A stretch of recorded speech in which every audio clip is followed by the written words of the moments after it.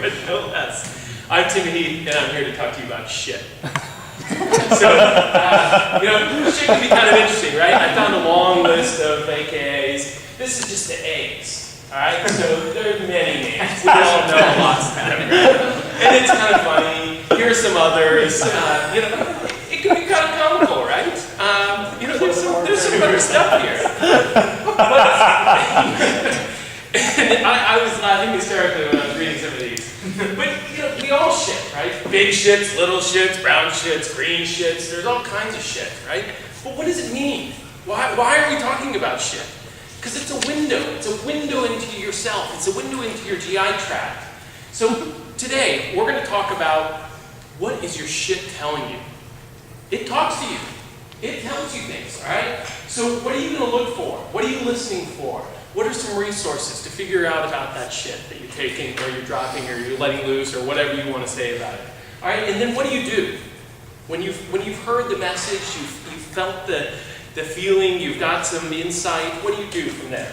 All right, so we all know our GI tract, starts here, ends there, right? We're all in school, we're learning about these components, it might be interesting to talk to your patients about this, though. They may not know all of this. They may not know that something is not really inside of you until your body has broken it down into its nutrients and it's absorbed. So that's important. And it's important for your patients to understand that. Because what they're putting in their body is really what's constituting their body, okay? So then, your GI tract, all right, it's clearly important as it relates to breaking down those enzymes and creating energy for your body, but it's also extremely important as it relates to your immune system. The majority of the bacteria in your body resides in your GI tract, and you have to be able to supply it with the appropriate different kinds of bacteria, and there has to be the right balance. So you've got to be cognizant of that. How do you do that? And then there's a brain there inside of your system, all right? And this brain is communicating throughout all your muscles and your nerves and through the other parts of your nervous system. And you've got to make sure to be able to recognize that communication and understand what it's saying and how do you respond to that. So we have a microbiome, and this is really just the summation of all of the bacteria in your body. And when you're talking about that, you need to recognize how do you experience that totality. And so if you're using antibacterial on your hands regularly, you're not getting that bacteria. And you need that bacteria so your body recognizes it and knows what to fight and what not to fight. It needs to know what is natural to you and what is not natural to you. It needs to know what it can overcome and what it can't overcome. So you need to also not be eating lots of irradiated foods or foods that have been pasteurized, because again, you're losing that bacteria and your body will not know how to fight against the bacteria when there's really the big battle that it needs to fight. All right, so your shit's talking to you. And, we all have this internal or external conversation. You might be sitting in there with a porcelain goddess and saying, oh, God, I just want to get that out and drop off the last of the kids in the swimming pool. Or it might be, hey, dude, wow, do not make me laugh, because that peking turtle is coming out. We can have all kinds of conversations about this shit. But where do you start? So you start by looking at its color. You have to think about its consistency, its size, its shape, and its regularity. It's okay to think and talk about these things. So, cardboard. This is what it should look like. All right? And this color, so I went on to, there are lots of different resources we can use to try and find information about this. One, I just went to Dr. Oz. Everyone can find Dr. Oz. It's pretty easy. He's got this color coding. All right, so these are just some major things that you can look out for in the coloration. Again, this might be useful to share with some of your patients. They may not know. They may be shy to discuss this or to think about it. So when you think about some of the colorations, some are obviously more gray than others. All right, so clearly, if it's black or it's red, you've got a problem. This is an indicator of you have blood bleeding in your GI system, and this is a big warning sign. You've got to be conscious of that.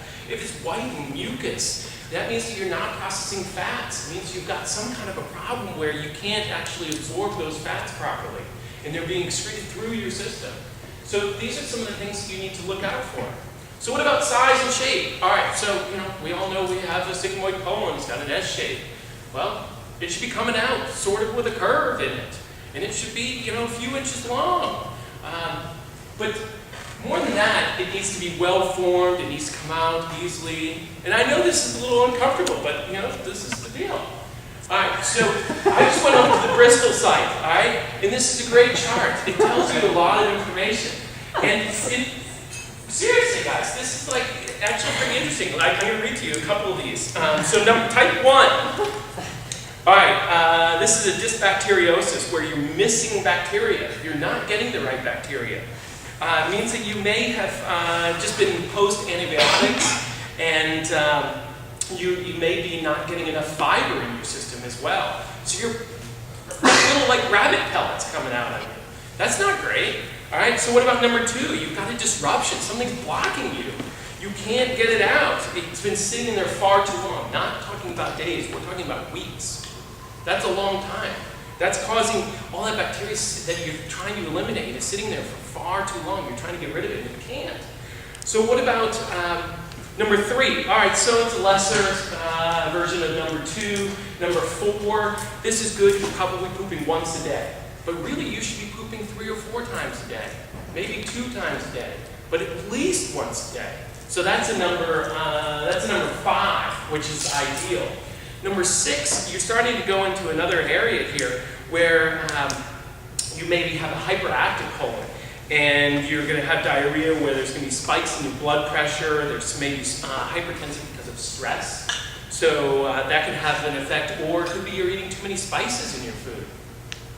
That could be another issue that you're dealing with. Or you're taking laxatives, of course, And then number 7 is paradoxical, and the reason it's paradoxical is you're probably running in between having constipation and diarrhea simultaneously. Not simultaneously, one after the other. And so this can be confusing, it's hard to understand what's going on here.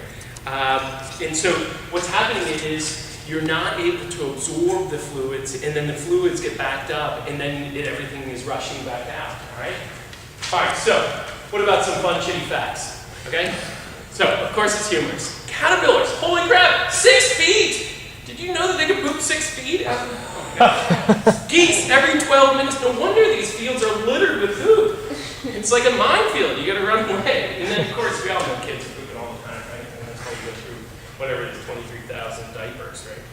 All right, so you should be pooping 1 to 3 times a day. This is it. 1 to 3 times a day, okay? Every day, not 2 times a day of the week. It's every day. So, there's some other definitions of diarrhea and chronic diarrhea and constipation and so forth. There's a difference in when you talk about, what are lab ranges and what are functional ranges in terms of diarrhea or definitions. And, we probably don't have time today to go into some of those, but understand that you should be pooping a few times a day. That's good. So, what can increase you going to the bathroom, all right? So there's some obvious ones, right? Things that you would think of. More fruits, more vegetables. You could be having more exercise. But also could be, Crohn's disease. It could be hyperthyroidism. So these things are not that uncommon in our society. So what about decreases? Okay, so IBS, hemorrhoids, you're not getting enough fluids in, and some of the opposites of what were on the previous slide, okay? Laxatives, of course. So smell. Whoop, smell. All right, there should be some smell, of course. That means that you've got the bacteria and it's working, right? But it shouldn't be wretched and heinous. That could also be an indicator that you are having too much bacteria, or a lack of bacteria for that matter. You shouldn't have to run out of the room because it smells so bad. And it can be also related to malabsorption and other diseases as well. Okay, so what's the recipe? How do you deal with this? All right, so you need to get lots of fiber in your diet. You need to get lots of water in your diet. You need to make sure to get enough exercise. Exercise will help your digestive tract and your GI tract getting all of those foods processed and absorbed appropriately. So what else do you do? Well, you got to remove the allergens, right? So you got to get rid of things like corn that's been genetically modified. You got to get rid of lots of sugar in your diet. You've got to get rid of the lactose or the gluten. These kinds of things can really disrupt your GI tract. But also eating fermented foods. So, I eat kimchi regularly, gives a lot of flavor, but fermented foods in general. So whether that's miso or tempeh, or you can also use prebiotics and probiotics. So prebiotics are setting the stage. They're in advance, setting the stage for the probiotic to come in. And then the probiotic is giving you that balance of the bacteria that you need in your system. So, last slide, I guess it disappeared. All right, so what are you going to do? What's the takeaway from here? So, again, you want to be pooping every day. You want to think about it. You got to think about the color, the size, the shape. We showed you some resources. You can find those pretty easily on the web. You can share them with your patients. But then you need to be thinking about that on some regularity. What's going on? Hey, wow, I'm really stressful. Okay, I guess that's an indication why I'm having some trouble.